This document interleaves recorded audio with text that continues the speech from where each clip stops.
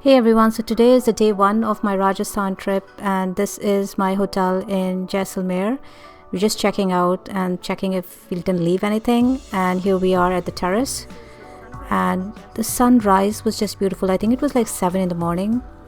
So we decided to get some breakfast, and they had like a full buffet here. So we got sandwiches, we got some oats. What's next? Yeah, they have noodles. Yeah, they had some noodles, Maggie noodles. And there's more stuff coming, he said.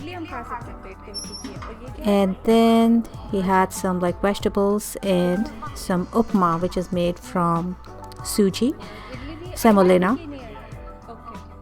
And so the breakfast was pretty elaborate. We had lots of fruits, which I definitely enjoyed. I loved the bananas. Here's a sneak peek of my sister's plate. After eating the breakfast, we were ready to go. We checked out of the hotel, and this is the Jaisalmer Fort.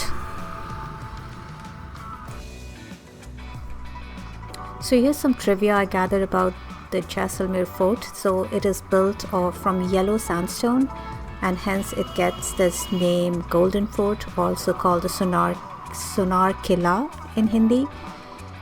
And this is one of the few living forts in the world, because there are 3,000 people living in this fort, and there's like homes here, shops here, temples here. So it's a little city, it's a little ecosystem in itself, and it's amazing how long ago it was built, and it's still been preserved.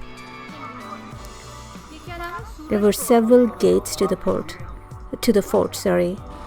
So several different gates had different names, and so our guide was telling us what this gate is and what's the significance of this gate. So here's me crossing one of these gates, and there were quite a few musicians there, which was interesting. Another gate called Ganesh Prol.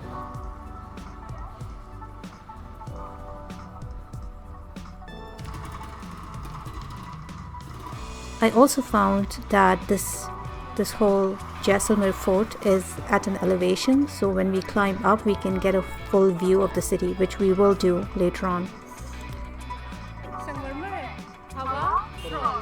Another gate.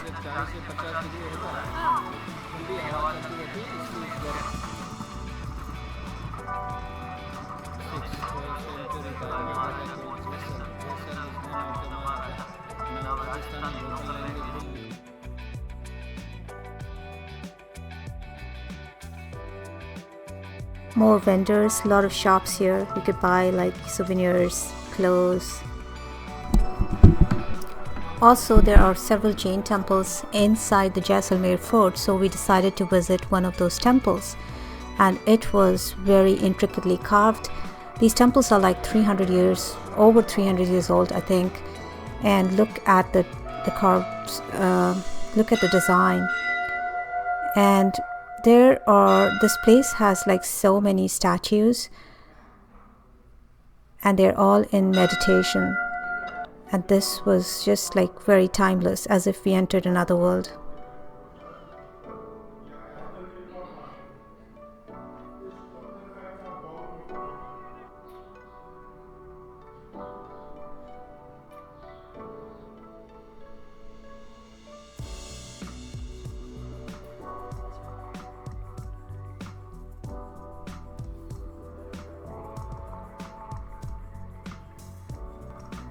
So after getting out of that Jain temple, we found this restaurant which was giving a good view of the city.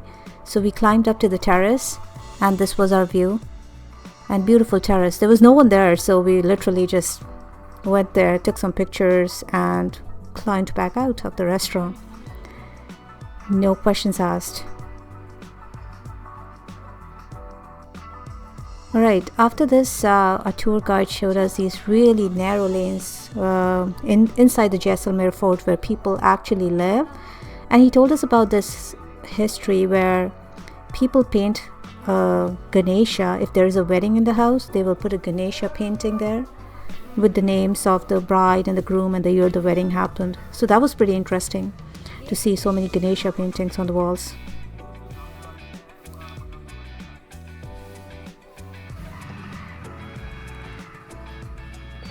Okay, next I think we're entering another temple inside the fort, and this is not a Jain temple, this is a Hindu temple, and this is a priest doing some ceremony. So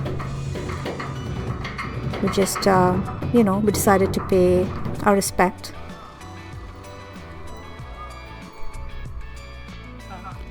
More street vendors and going through these narrow lanes in Jaisalmer.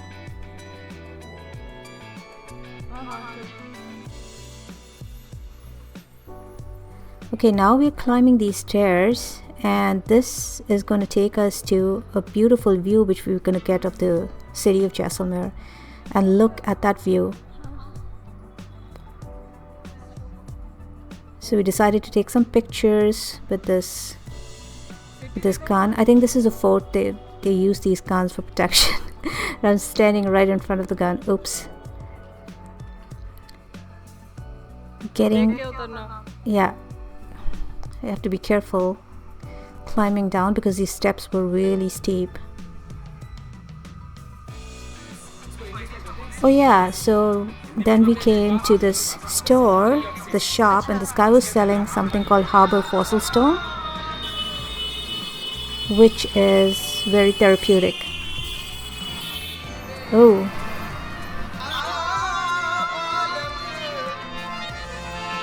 And I decided to tip this guy for his beautiful singing. Oh yeah, so this is where we dressed up like Rajasthani ladies, and we paid some pictures. We didn't take any videos when we got dressed up. And now I think we are out of the fort, and there's some vendors making jalebis. This is some market.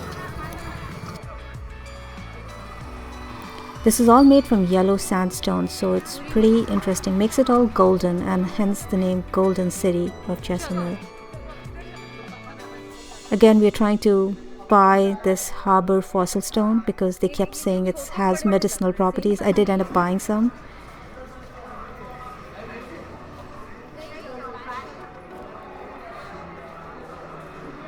And I don't remember this place, but it's probably like within the fort, somewhere inside the fort. And yeah, so we got some pictures taken here. A lot of tourists here, a lot of people selling stuff.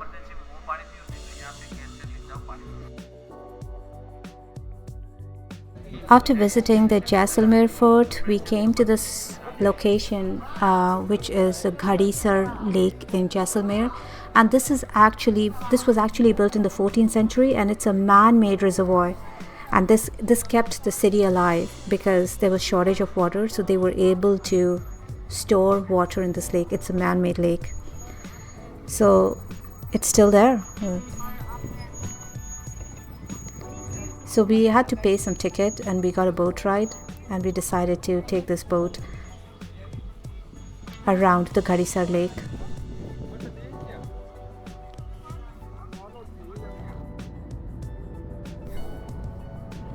So after a visit to the Gadisar Lake and doing our boating there, we are back in the car, and we are heading towards a place called Bada Bagh, which means the Royal Garden.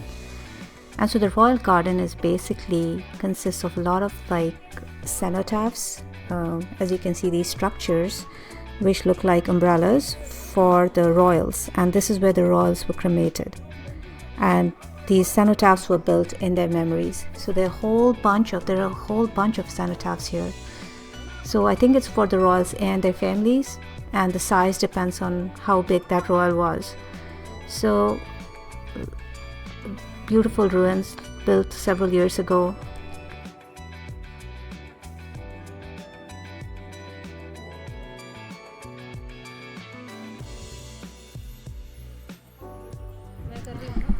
After Bada Bagh, we are on our way to the sand dunes, and we see this museum en route, so we decided to take a pit stop.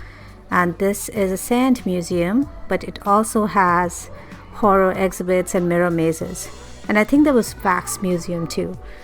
So this place is like a little pit stop which you can take before you head to the sand dunes.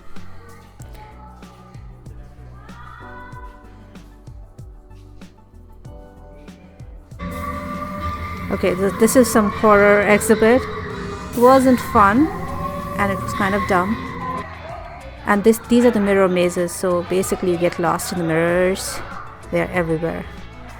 And that's me trying to record.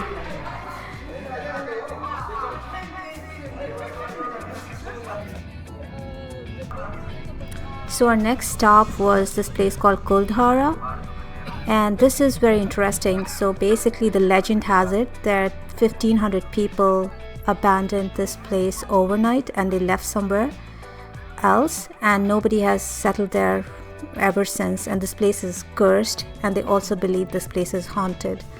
So it's pretty interesting. It was like a full-blown village, and all the people just left overnight because of some threat at that time. So that kind of shows like how much, you know, they had communication with each other, and they all decided to leave together. So these are the ruins of that village, and nobody can settle here anymore because it's haunted apparently. Quite interesting.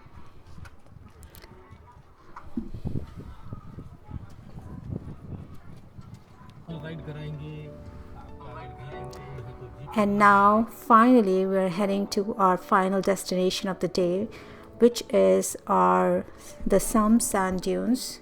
So we're going to our resort. This is a resort, and this is our tent, the so-called tent. So they remove these in summertime, when it's super hot. So they only set up in the winter time. This is our room. So let's check out our room. This is a tent, a makeshift hotel room, and there it is. And thanks for watching, and tomorrow we have another day full of activities. So stay tuned. Bye.